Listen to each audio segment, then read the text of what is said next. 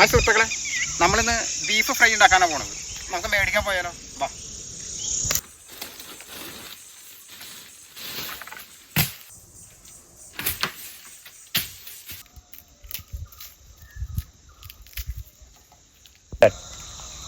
അപ്പോൾ ഒരു 3 തക്കാളി നമുക്ക് അന്ന് അരിച്ചെടുക്കണം. അത് നല്ല കട്ട് ചെയ്ത് അതിൻ്റെ ഉള്ളിൽ നിന്നൊക്കെ എടുത്ത് കളഞ്ഞ്. ഇത് ഭയങ്കര ഡേഞ്ചറുള്ള സാധനം, അതിനകത്ത് വെക്കാൻ പാടില്ല.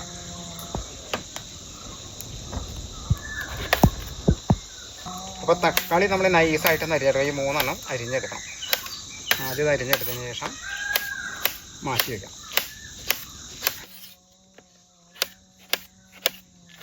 അപ്പോൾ നമ്മൾ 2 സബോള വലുത് നൈസായിട്ട് അരിഞ്ഞെടുക്കണം. അപ്പോൾ അത് അരിയണം. അപ്പോൾ നമ്മളൊരു 10 പച്ചമുളക് എടുത്തിട്ടുണ്ട്. അത് നടുവെ പിളർത്തെടുക്കണം. നടുവെ പൊളിച്ച് എടുക്കുക. 10 പച്ചമുളക് കേട്ടോ. അതൊന്ന് അരിഞ്ഞിങ്ങനെ പൊളിച്ചെടുക്കുക.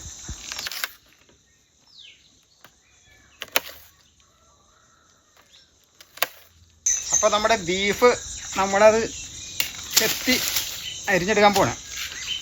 അതിന് മുകളിലൊക്കെ ചെത്തി വൃത്തിയാക്കാണ്ട് ബീഫിൻ്റെ. ഈ സൈസ് ബീഫ് എല്ലാവരും കണ്ടിട്ടുണ്ടാവില്ലേ? മുന്നേ മുള്ളി ചെത്തി ബീഫിൻ്റെ വലുപ്പ പീസാക്കി എടുക്കുക. ബീഫ് പീസാക്കി എങ്ങനെ ആക്കണം അതേപോലെ ആക്കിയെടുക്കണം.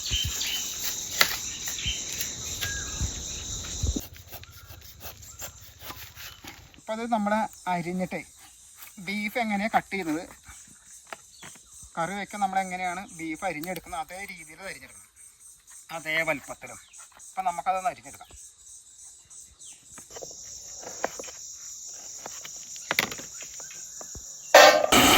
അപ്പോൾ ഇതാണ് നമ്മുടെ ബീഫ് കറി. അതായത് ഇടിഞ്ചക്ക അരിഞ്ഞെടുത്തിട്ട് അത് വറുത്തെടുക്കുക. അപ്പോൾ അല്പം ഉപ്പ് കലക്കിയതിൽ ഒഴിക്കാം കേട്ടോ. അപ്പോൾ നമ്മൾ വറുത്ത് ഉപ്പൊഴിച്ച് ഇത് കോരി കേട്ടോ. ഇത് കോരി എടുത്തു. ഞാൻ അല്പം കൂടെ വറുക്കാനുണ്ട്. ഇതാണ് നമ്മുടെ ബീഫിൻ്റെ അതേ വേവിലാണ് എടുത്തുള്ളത്, അതേ മൂപ്പിലാണ് എടുത്തുള്ളത്, അതേ പീസാണ് അരിഞ്ഞെടുത്തുള്ളത്. ഇതേ കളർ ഉണ്ടായിരിക്കണം. ഇങ്ങനെ മൂക്കണം. നമ്മൾ ആദ്യം ബീഫ് റോസ്റ്റിലേക്ക് വെളിച്ചെണ്ണ അങ്ങോട്ട് ഒഴിച്ചു.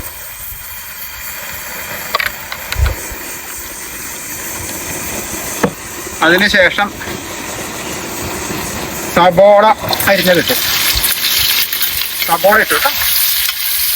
നൈസായിട്ട് അരിയ സബോള. അത് നൈസായിട്ടൊന്ന് വാടുന്ന വരെ ഇളക്കി കുട്ടിക്കണം.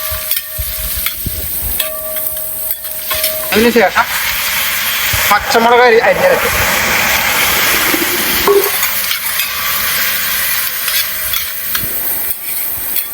ഇടിഞ്ചക്ക 1.5 കിലോ വറുത്തതാണ്. അരിഞ്ഞ് വറുത്തത് 1.5 കിലോ. ഇടിഞ്ചക്ക അരിഞ്ഞ് വറുത്തത് 1.5 കിലോ.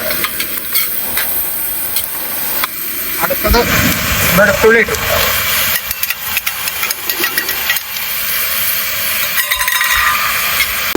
അപ്പോൾ 2 ടേബിൾ സ്പൂൺ മുളക് പൊടി. അടുത്തത് മല്ലിപ്പൊടി ഒരു 1.5 table spoon. Masala 2 table spoon. ഒന്ന് ഇളക്കിയെടുക്കാം. ഒന്ന് മൂത്ത് നല്ല മണം വരുമ്പോൾ മറ്റുള്ള സാധനങ്ങൾ ചേർക്കാം. മണം അല്പം വന്നു തുടങ്ങി. ഇനി വേപ്പൻ്റെ ഇല്ല, ആവശ്യത്തിന് വേപ്പൻ്റെ ഇല്ല.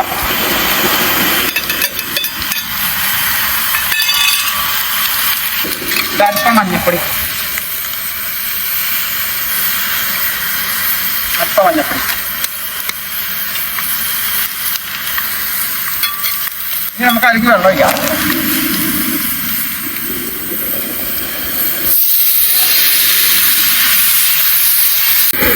അപ്പോൾ ഉപ്പിട്ടുണ്ട്.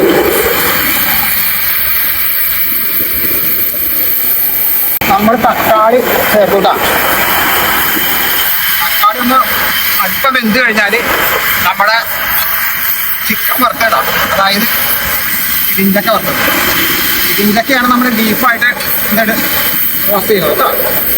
അപ്പോൾ നമ്മൾ ബീഫ് വറുത്ത് ഇടണം, അതായത് ഇടിഞ്ചക്ക വറുത്തത് മസാലയിൽ ചേർത്ത്.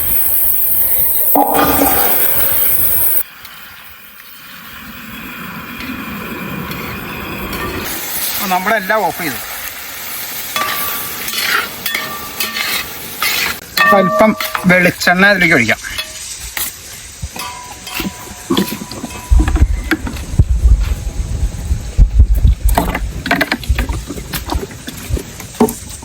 ഒന്ന് ഇളക്കി കളയാം.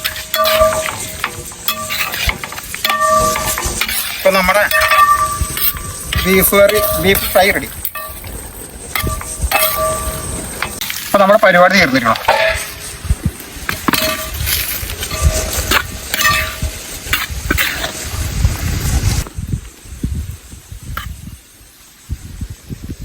അപ്പോൾ ഇതാണ് നമ്മൾ ഉണ്ടാക്കിയ ബീഫ് റോസ്റ്റ്, അതായത് ഇടിഞ്ചക്ക റോസ്റ്റ് എന്ന് തന്നെ പറയാൻ പറ്റും.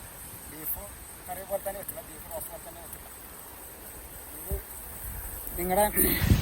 ഇത് ഉണ്ടാക്കി നിങ്ങളുടെ ടേസ്റ്റ് നോക്കിയതിന് ശേഷം എനിക്കതിൻ്റെ റിപ്പോർട്ട് തരും. അതേപോലെ തന്നെ നിങ്ങളുടെ സഹകരണമാണ് എൻ്റെ വിജയം.